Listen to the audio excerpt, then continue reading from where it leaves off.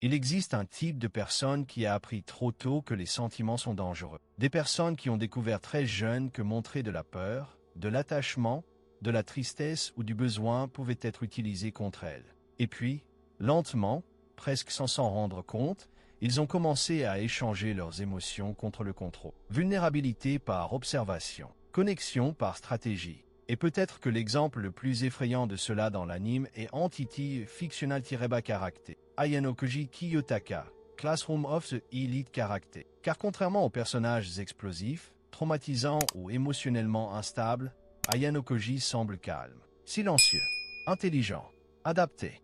Mais c'est justement là que réside le problème. Certaines personnes semblent parfaitement fonctionnelles à l'extérieur alors qu'émotionnellement, elles ont renoncé à exister à l'intérieur. Et peut-être que vous connaissez quelqu'un comme ça. Ou peut-être que c'est toi. Des gens qui peuvent parler normalement, étudier normalement, travailler normalement, mais qui ne peuvent pas ressentir de véritable connexion avec presque quoi que ce soit. Comme s'il y avait un mur invisible entre eux et le reste du monde. Ils rient sans vraiment s'amuser. Ils écoutent sans vraiment s'impliquer. Ils vivent sans vraiment participer à leur propre vie. Et le plus dangereux, c'est que cela est souvent confondu avec la maturité, avec une intelligence émotionnelle, avec une froideur rationnelle. Mais ce n'est pas une question d'équilibre, c'est l'arrêt.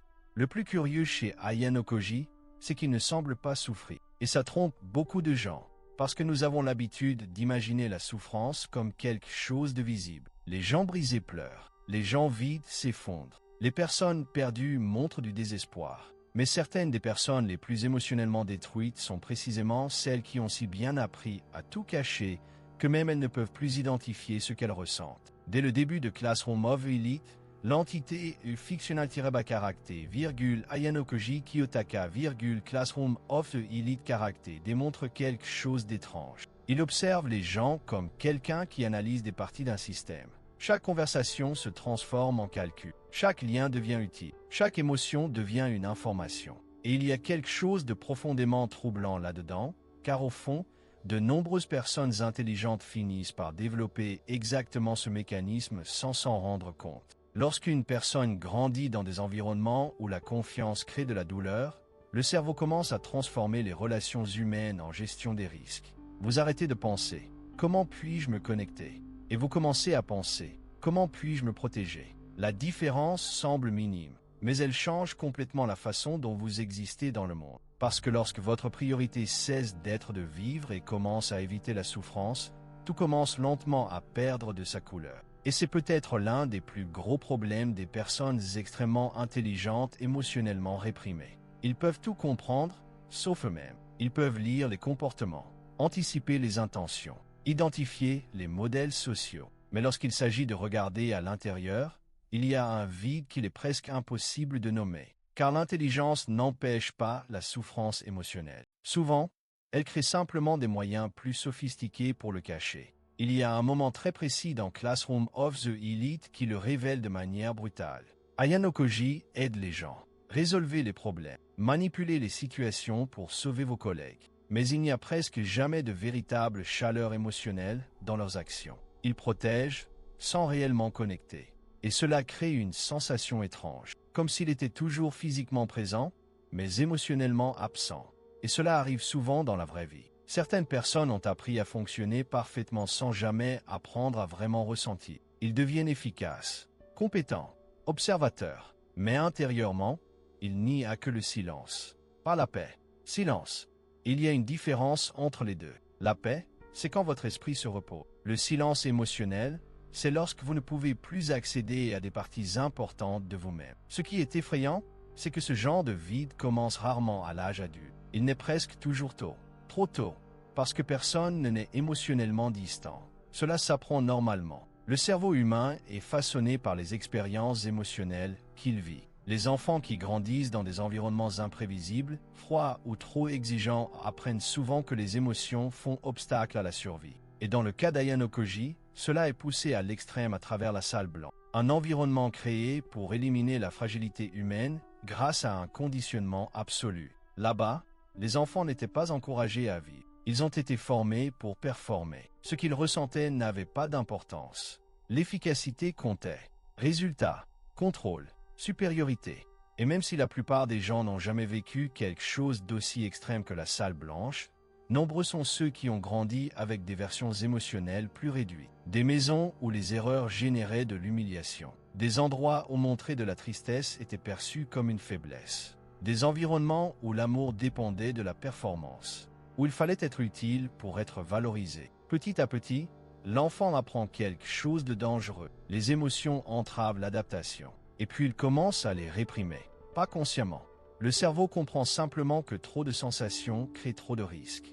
Et cela crée des adultes qui savent impressionner, mais qui ne savent pas exister. Il existe une phrase silencieuse qui définit de nombreuses personnes émotionnellement distantes. Si je garde le contrôle, personne ne peut me faire de mal. Et cela ressemble à de la faute. Cela ressemble à de l'intelligence. Cela ressemble à de la maturité. Mais souvent, il s'agit simplement d'une peur sophistiquée. Le problème est que le cerveau humain ne peut pas désactiver sélectivement les émotions. Vous ne choisissez pas simplement de bloquer la douleur. Lorsqu'une personne réprime constamment sa vulnérabilité, d'autres expériences émotionnelles commencent à disparaître avec elle. L'enthousiasme diminue, l'enchantement s'affaiblit, l'attachement devient un inconfort, et peu à peu, toute la vie commence à paraître lointaine. Cela explique pourquoi tant de personnes très intelligentes font état d'un sentiment constant de déconnexion existentielle, comme s'ils observaient leur propre vie de l'extérieur, comme s'ils étaient toujours trop conscients pour réellement participer à l'instant présent. Ils réfléchissent trop, ils analysent trop, ils contrôlent trop, et c'est exactement pourquoi ils arrêtent de vivre. Le philosophe Blaise Pascal disait que presque tous les problèmes humains découlent de l'incapacité de rester seul en silence avec soi-même. Et c'est peut-être encore plus vrai aujourd'hui, parce que de nombreuses personnes utilisent la distraction intellectuelle pour éviter tout contact émotionnel avec elles-mêmes. Ils se plongent dans la productivité, connaissance, stratégie, amélioration personnelle constante. Mais au fond, il y a quelque chose auquel ils essaient de ne pas faire face. Parce qu'il y a une énorme différence entre grandir et se fuir efficacement. Ayano Koji représente exactement cela.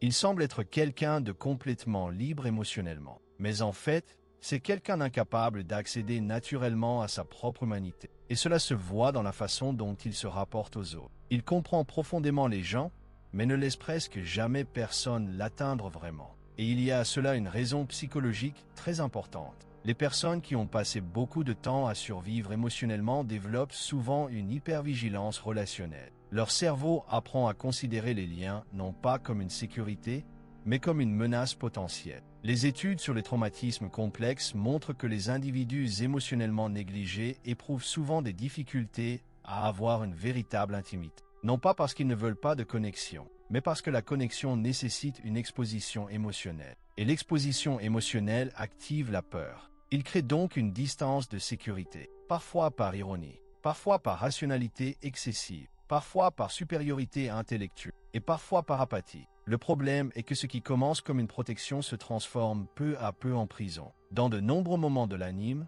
Ayano Koji semble incapable de comprendre la spontanéité émotionnelle. Lorsque les gens montrent une véritable affection, il l'analyse. Quand il manifeste de la tristesse, il observe. Lorsqu'il montre de l'amour, il essaie de le comprendre logiquement. C'est comme s'il voyait les émotions humaines comme quelqu'un observant une langue qu'il n'a jamais complètement appris. Et c'est plus courant qu'il n'y paraît. Certaines personnes grandissent tellement axées sur l'adaptation, la performance et la maîtrise de soi, qu'elles ne développent jamais une véritable intimité avec elles-mêmes. Ils savent comment agir socialement. Ils savent avoir l'air normal. Mais il existe un espace intérieur qui reste vide. Le psychologue Donald Winnicott a parlé du concept de faux soi, une sorte de personnalité adaptative créée pour survivre socialement. Le faux soi fonctionne. Il protège. Il s'adapte à l'environnement. Mais plus quelqu'un ne vit qu'à travers cela, plus il s'éloigne de sa propre authenticité. Et peut-être qu'Ayano Koji en est l'un des meilleurs exemples dans l'anime moderne, parce que presque tout semble calculé. Votre discours, votre posture, votre expression, votre distance émotionnelle, comme si exister naturellement était quelque chose d'impossible. Le plus tragique est que beaucoup de gens confondent cela avec la supériorité. Il existe aujourd'hui une énorme romantisation de la froideur émotionnelle, surtout chez les hommes, comme si n'avoir besoin de personne était un signe d'évolution, comme si pouvoir désactiver ses émotions était une force. Mais les êtres humains n'étaient pas censés vivre isolés émotionnellement. Le cerveau humain dépend littéralement du lien social. Des études en neurosciences montrent qu'une connexion émotionnelle sécurisée régule l'anxiété, le stress et la perception des menaces. Sans cela, l'esprit entre lentement dans un état constant de défense. Et c'est peut-être pour cela que tant de gens intelligents sont épuisés aujourd'hui. Car vivre en rationalisant tout consomme une énergie absurde. Essayez constamment de contrôler ce que vous ressentez, ce que vous montrez et ce que vous pensez crée une usure invisible. Vous commencez à avoir du mal à vraiment vous reposer. Même seul,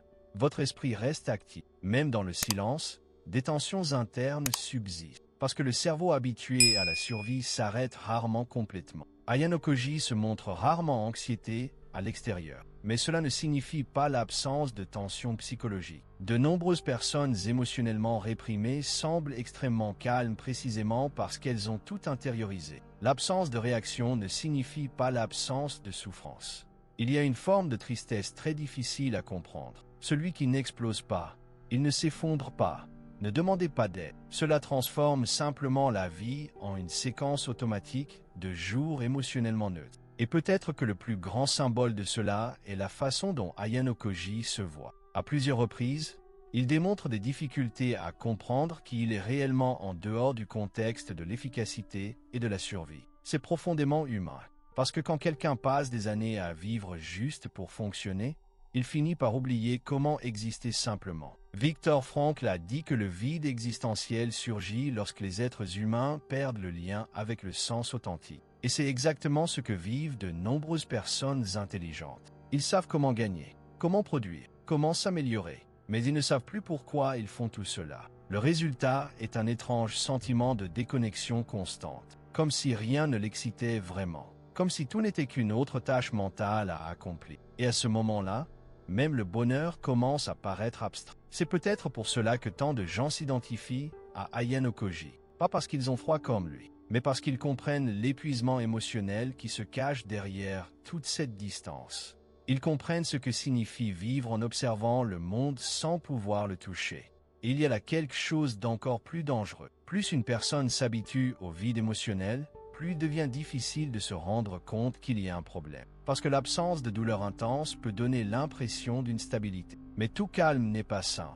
Parfois, vous êtes simplement resté trop longtemps loin de vous-même. Le cerveau humain s'adapte à presque tout, y compris la solitude émotionnelle, y compris la déconnexion, y compris l'absence de véritable affection. Et après un long moment, cela commence à paraître normal. Mais il y a un prix silencieux. Les personnes émotionnellement détachées rapportent souvent des sentiments d'irréalité existentielle, comme s'ils vivaient en pilote automatique, comme si les jours passaient trop vite sans laisser de véritables traces émotionnelles. Et cela apparaît tout le temps dans Ayano Koji. Il participe à la vie, sans pour autant s'y impliquer. Observez les amitiés sans faire entièrement confiance. Vivez des expériences sans vous y abandonner émotionnellement. En tant que personne qui a appris trop tôt que l'attachement engendre la vulnérabilité, le problème est qu'éviter la vulnérabilité signifie également éviter la profondeur émotionnelle. Et sans profondeur, tout commence lentement à paraître vide. Il y a une scène extrêmement symbolique dans Classroom of the Elite où il est clair qu'Ayano Koji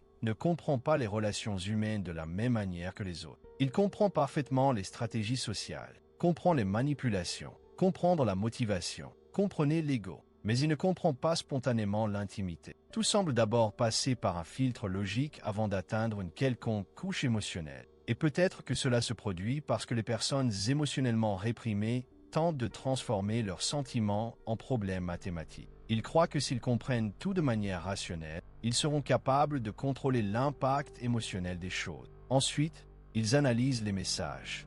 Ils reconstruisent mentalement les conversations, anticipent le rejet. Ils simulent des scénarios futurs. Et sans s'en rendre compte, ils transforment leur propre esprit en un environnement de surveillance constante. Le problème est que l'émotion ne fonctionne pas comme une équation. Vous pouvez parfaitement comprendre pourquoi vous êtes triste et rester triste. Vous pouvez logiquement comprendre que quelqu'un vous aime sans pouvoir y croire émotionnellement. Le cerveau humain n'est pas seulement rationnel. Et quand quelqu'un essaie de vivre comme s'il l'était, il commence lentement à se fragmenter intérieurement. Carl Jung disait que ce que nous nions en nous-mêmes ne disparaît pas. Cela commence tout juste à contrôler silencieusement nos vies. Et c'est peut-être l'un des plus grands conflits d'Ayano Koji. Il essaie d'exister au-dessus de ses propres émotions. Comme si je pouvais tout observer sans être affecté. Comme si se sentir moins signifiait moins souffrir. Mais le vide émotionnel n'élimine pas la souffrance. Cela ne fait que transformer la souffrance en absence. Manque d'enthousiasme, manque d'appartenance, manque de véritable intensité émotionnelle. Et peu à peu, la personne commence à sentir que rien n'a vraiment d'importance. Cela explique pourquoi de nombreuses personnes extrêmement intelligentes font état d'un sentiment constant d'ennui existentiel. Non pas parce que la vie est objectivement vide, mais parce qu'ils ont perdu le lien émotionnel avec elle. Tout devient un stimulus temporaire. Information, distraction. Rien ne reste assez longtemps pour générer un véritable sens. Le philosophe Schopenhauer disait que la vie oscille entre souffrance et ennui. Et les personnes émotionnellement déconnectées vivent souvent piégées dans le second. Parce que quand quelqu'un cesse d'accéder à des émotions profondes, même les réalisations commencent à paraître étrangement silencieuses. Peut-être avez-vous déjà vécu cela. Réaliser quelque chose que vous vouliez vraiment et ne ressentir presque rien. Comme s'il y avait un décalage émotionnel entre ce qui se passe à l'extérieur et ce qui se passe à l'intérieur de vous. Ce n'est pas nécessairement de l'ingratitude. Il s'agit souvent d'un épuisement émotionnel accumulé. À plusieurs moments de l'anime, Ayano Koji démontre quelque chose de très spécifique, la difficulté à attribuer une valeur émotionnelle à ses propres expériences. Il semble rarement vraiment heureux, vraiment excité, vraiment joué. Il y a toujours une distance invisible entre lui et le moment présent. Et cela est profondément lié au fonctionnement des personnes qui ont passé trop de temps à survivre psychologiquement. Parce que survivre nécessite une anticipation constante. Cela exige du contrôle, nécessite une surveillance interne. Et tout cela empêche une véritable présence émotionnelle. Les études sur l'hypervigilance montrent que les cerveaux habitués à des environnements émotionnellement imprévisibles restent en état d'alerte continue. Même lorsqu'il n'y a pas de réel danger, l'esprit continue à rechercher les menaces. Cela rend difficile une véritable relaxation émotionnelle. C'est peut-être pour cela que tant de personnes intelligentes ont du mal à profiter des moments simples. Ils ne sont jamais complètement là. Une partie de l'esprit continue d'analyser les possibilités futures, d'interpréter les signaux sociaux ou d'essayer de maintenir le contrôle émotionnel. Ce qui est curieux, c'est que, de l'extérieur, cela ressemble souvent à de la maturité. Les personnes contrôlées sont souvent admirées, principalement des hommes émotionnellement fermés. Il existe presque une esthétique moderne de l'apathie, comme si se sentir petit était une preuve de supériorité psychologique. Mais la santé émotionnelle n'est pas celle qui se sent moins bien. C'est celui qui peut ressentir sans être détruit par ce qu'il ressent. Et Ayano Koji ne l'a jamais appris. Il a juste appris à survivre sans montrer de faiblesse. Cela est très évident dans la façon dont il traite les obligations. Il aborde les gens de manière stratégique, mais rarement avec émotion. Il y a toujours une couche invisible qui empêche une intimité totale. Comme si autoriser une véritable connexion représentait une perte de contrôle. Et peut-être que c'est le cas, parce que les vrais liens changent les gens. Celui qui aime perd une partie de sa capacité à rester totalement rationnel. Ceux qui se connectent émotionnellement deviennent inévitablement plus vulnérables à la souffrance. Mais il existe une énorme différence entre vulnérabilité et faiblesse. La vulnérabilité est le prix inévitable de toute connexion humaine significative. La faiblesse est l'incapacité à y faire face. Le problème est que beaucoup de gens confondent les deux choses. Ils choisissent donc la distance émotionnelle comme mécanisme de protection. Et pendant un moment, cela semble fonctionner. Vous subissez moins de rejet, moins de déception, moins d'exposition émotionnelle, mais on se sent aussi moins appartenir, moins d'intensité, moins de vie. À long terme, le cerveau humain commence à en payer le prix, parce que les êtres humains ont besoin d'une connexion émotionnelle sûre, non seulement psychologiquement, mais biologiquement. Des études montrent qu'un isolement émotionnel prolongé augmente l'anxiété, le sentiment de menace et même les symptômes physiques liés au stress. Et c'est peut-être pour cela que tant de personnes apparemment fortes sont épuisées intérieurement. Ils ont transformé leur vie en une tentative constante d'autosuffisance émotionnelle. Mais personne n'est fait pour tout porter seul. Il y a une ligne silencieuse dans de nombreux comportements d'Ayano Koji. Ne dépend de personne. Et cela semble intelligent. Cela semble sûr. Mais cela vient souvent d'expérience ou dépendre de quelqu'un s'est soldé par de la douleur. Les enfants émotionnellement négligés apprennent souvent très tôt qu'il est dangereux d'avoir besoin des autres. Ils développent alors une extrême indépendance. Le problème est que l'indépendance émotionnelle absolue n'existe pas. Ce qui existe, c'est une répression émotionnelle sophistiquée. Certaines personnes sont tellement habituées à tout résoudre elles-mêmes qu'elles commencent à se sentir mal à l'aise lorsque quelqu'un essaie de s'occuper d'elles. L'affection devient une invasion. La proximité engendre l'anxiété. La vulnérabilité ressemble à une menace. Et cela crée des relations étranges. Des relations dans lesquelles la personne veut une connexion, mais s'en va quand cela commence vraiment à se produire. Parce qu'il y a une partie d'elle qui veut l'intimité et une autre qui associe l'intimité à la perte de contrôle. C'est peut-être ce qui fait Diane Okoji un personnage psychologiquement fascinant. Cela représente un type moderne de souffrance émotionnelle silencieuse, pas de souffrance explosive, mais qui transforme quelqu'un en une version extrêmement fonctionnelle et profondément déconnectée de lui-même. Et le plus dangereux dans ce genre de vide, c'est qu'il semble rarement urgent. Les personnes émotionnellement anesthésiées peuvent continuer à vivre normalement pendant des années. Ils fonctionnent, ils étudient, ils parlent, ils produisent.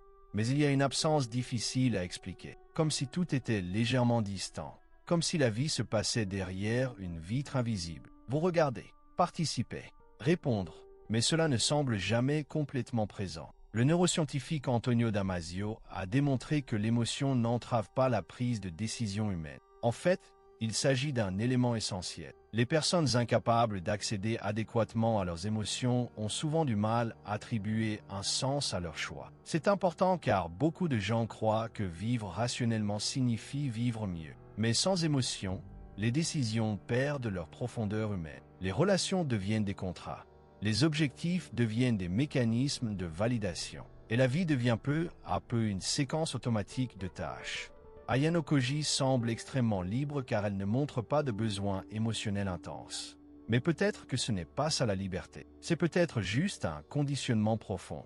Parce qu'il y a une différence entre choisir d'être seul et ne plus pouvoir ressentir de connexion naturellement. Le premier est peut-être la maturité. La seconde est souvent la conséquence d'anciennes blessures émotionnelles. À plusieurs moments de l'anime, on voit de petits signes d'humanité se glisser à travers son armure psychologique. Petites curiosités émotionnelles, des petits moments d'hésitation, petits liens involontaires. Et cela rend tout encore plus triste, parce que cela montre qu'il y a là une part humaine qui tente d'émerger. Une partie qui n'a peut-être jamais eu assez d'espace pour se développer normalement. Le psychologue John Bowlby, créateur de la théorie de l'attachement, a expliqué que la façon dont nous nous connectons émotionnellement à l'âge adulte découle directement des expériences émotionnelles initiales que nous avons vécues. Les personnes qui grandissent dans des environnements émotionnellement dangereux développent souvent un attachement évitant. Cela signifie qu'ils apprennent à minimiser leurs besoins émotionnels comme forme d'autoprotection.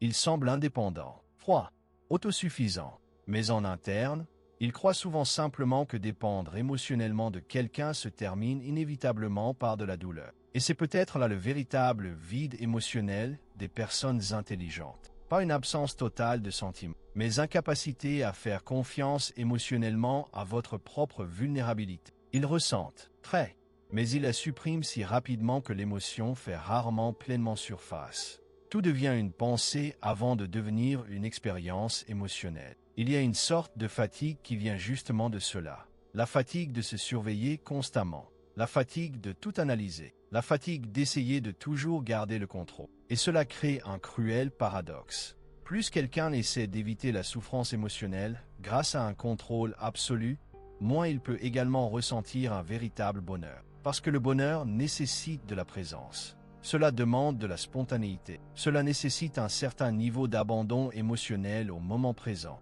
Et les personnes hypervigilantes parviennent rarement à se détendre suffisamment pour le faire. C'est peut-être pour cela que tant de personnes émotionnellement fermées développent une fascination pour des personnages comme Diane Okoji. Non pas parce qu'ils veulent être exactement comme lui, mais parce qu'ils reconnaissent dans cette froideur quelque chose qui existe aussi en eux-mêmes. Une sorte de mise à distance constante comme si observer était plus sûr que participer. Et il y a quelque chose de profondément séduisant là-dedans. L'idée de ne jamais dépendre émotionnellement de qui que ce soit. Ne perdez jamais le contrôle. Ne démontrez jamais de besoin. Dans un monde où la vulnérabilité est souvent ridiculisée, Les personnes froides semblent invincibles. Mais quand on observe Aya no Koji de près, on remarque quelque chose d'important.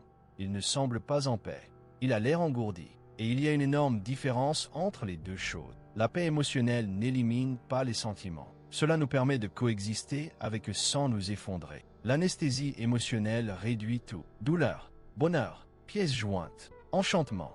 Tout devient lointain.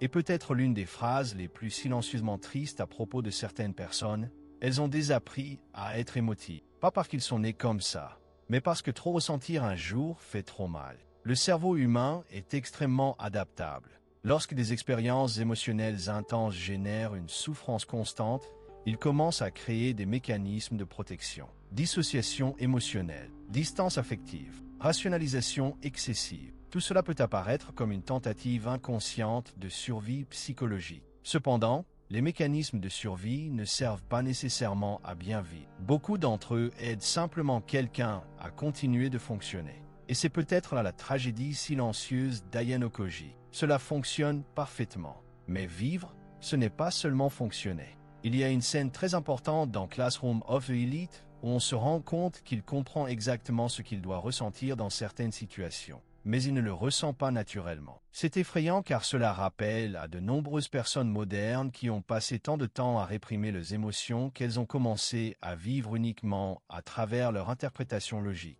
Ils savent qu'ils devraient être heureux. Ils savent qu'ils devraient aimer. Ils savent qu'ils devraient ressentir de la culpabilité, de l'enthousiasme ou du sentiment d'appartenance. Mais tout cela semble trop loin pour être pleinement atteint. Et cela crée un sentiment très spécifique, l'insuffisance existentielle. Comme s'il manquait quelque chose en interne qu'on ne pouvait pas nommer. Le problème est que les personnes extrêmement intelligentes ont tendance à rationaliser même leur propre douleur émotionnelle. Au lieu de ressentir de la tristesse, ils analysent la tristesse. Au lieu de vivre le deuil, ils essaient de comprendre le deuil de manière conceptuelle. Au lieu de demander de l'aide, ils transforment la souffrance en introspection silencieuse. Cela amène de nombreuses personnes intellectuellement admirées à vivre dans un isolement émotionnel. Parce qu'être compris rationnellement n'est pas la même chose qu'être atteint émotionnellement. Et c'est peut-être pour cela que tant de gens se sentent aujourd'hui entourés et pourtant profondément seuls.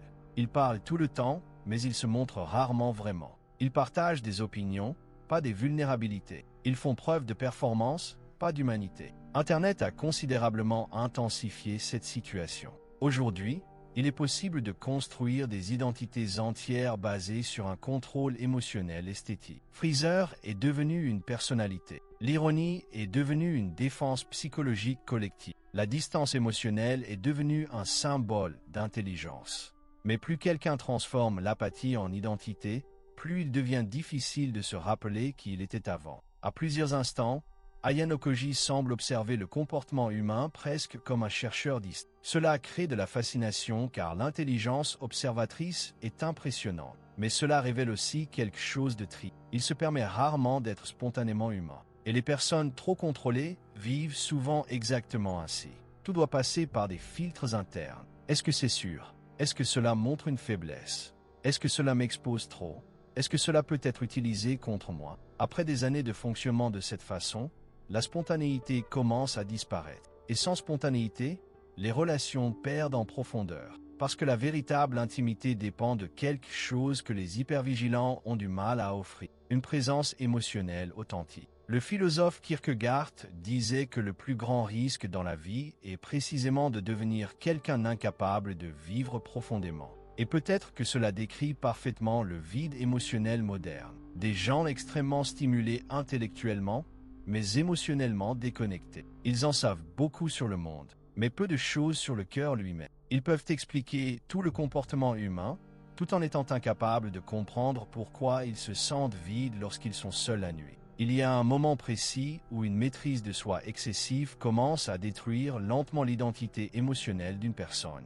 Lorsqu'elle passe autant de temps à essayer d'être rationnelle, efficace et imperturbable, elle perd le contact avec ses besoins émotionnels fondamentaux. Besoin d'affection, besoin d'appartenir, besoin de repos psychologique. Il faut être vu sans avoir besoin de performer. Et cela crée quelque chose de très courant aujourd'hui. Des hommes émotionnellement fatigués essayant de résoudre le vide intérieur grâce à une productivité constante. Ils s'entraînent davantage. Ils travaillent davantage. Ils étudient davantage.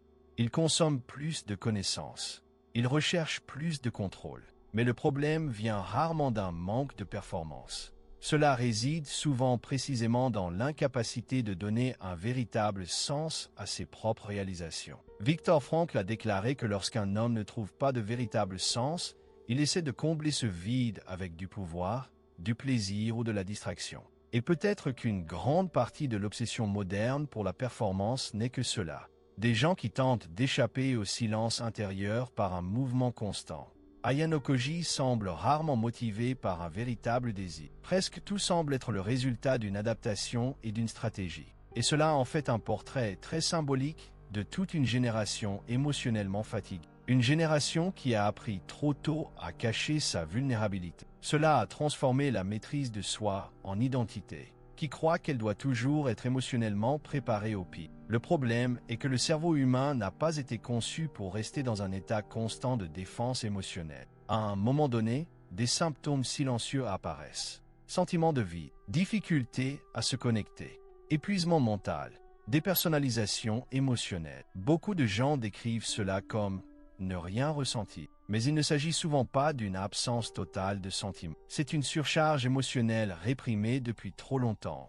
Imaginez passer des années à retenir intérieurement tout ce que vous ressentez, sans exprimer une véritable vulnérabilité, sans permettre un profond repos émotionnel. À un moment donné, le cerveau commence simplement à réduire l'intensité émotionnelle comme mécanisme de protection. Et puis vient l'anesthésie émotionnelle. Vous travaillez toujours, répondez toujours socialement. Je souris encore parfois, mais il existe une couche invisible qui vous sépare de la pleine expérience de la vie. C'est peut-être pour cette raison que des scènes simples impliquant une véritable connexion ont autant d'impact sur des personnages comme Ayano Koji. Parce qu'au fond, il y a une part humaine qui essaie de lire « Rappelez-vous ce que c'est que d'être atteint émotionnellement ». Et c'est important.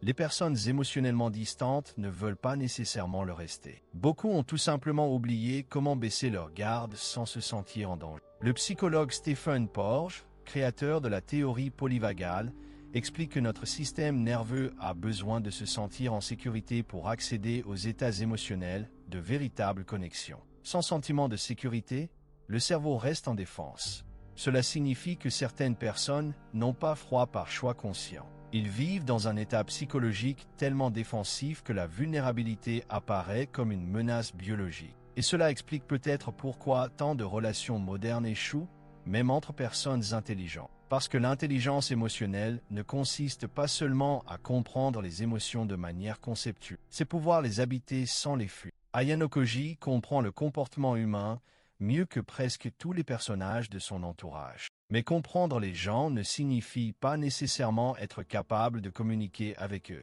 Il y a une phrase de Carl Rogers qui dit que ce qui est le plus personnel est souvent aussi le plus universel.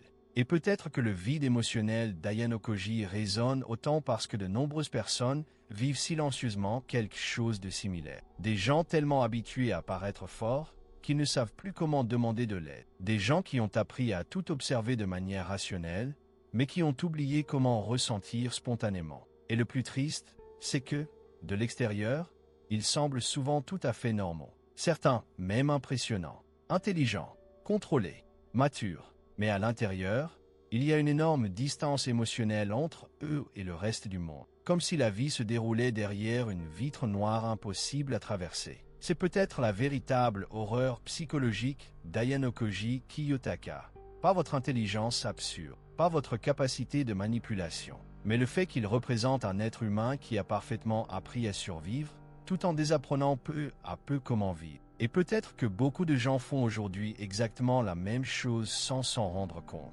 Parce qu'il y a un moment de silence dans la vie de certaines personnes où elles arrêtent de chercher le bonheur et commencent simplement à rechercher l'absence de douleur. Et lorsque cela se produit, le vide émotionnel commence lentement à remplacer la perception de soi. Vous ne savez plus exactement ce que vous voulez. Vous savez simplement ce que vous voulez éviter. Rejet, humiliation, dépendance émotionnelle, échec, vulnérabilité. Puis il construit toute sa personnalité autour de l'autoprotection. Cependant, vivre constamment en se protégeant empêche également une transformation émotionnelle profonde. Les personnes trop défensives peuvent rarement aimer complètement, faire entièrement confiance ou se reposer complètement. Parce qu'une partie de l'esprit reste prête à fuir si quelque chose ne va pas. Et cela crée un type de solitude très spécifique. La solitude de quelqu'un qui est toujours entouré de monde, mais jamais complètement accessible émotionnellement. C'est peut-être pour cela que tant de personnes intelligentes ont du mal à créer des liens romantiques. Non pas parce qu'ils sont incapables d'aimer, mais parce qu'ils n'ont pas appris à permettre à quelqu'un de les voir sans fil. Montrer de la faiblesse semble être un risque. Montrer son besoin ressemble à une perte de contrôle. Ils restent donc cachés derrière leur apparente compétence émotionnelle. Le problème est que les vraies relations ne survivent pas uniquement grâce à l'intelligence. Ils ont besoin d'une présence émotionnelle. Ils ont besoin de vulnérabilité. Ils ont besoin de cette capacité presque enfantine de faire confiance sans tout analyser en permanence. Et Ayano Koji y parvient rarement. Même quand on commence à créer des liens, il y a toujours de la distance. Il y a encore de l'observation. Il y a encore du calcul. En tant que personne qui a appris trop tôt qu'il n'est jamais sûr de baisser complètement la garde. C'est peut-être pour cela qu'il est si mélancolique. Parce qu'au fond, vous réalisez que toute cette apparente supériorité émotionnelle s'est faite au prix de quelque chose de très humain. Cela coûte de la spontanéité. Cela coûte de l'intimité. Cela a coûté l'innocence émotionnelle. Cela coûte l'appartenance. Et peut-être que le plus douloureux est de réaliser que de nombreuses personnes modernes vont exactement dans la même direction alors qu'elles croient évoluer psychologiquement. Ils confondent isolement et indépendance, froideur avec maturité, distanciation émotionnelle avec intelligence, alors qu'en réalité, ils deviennent souvent de plus en plus inaccessibles à eux-mêmes.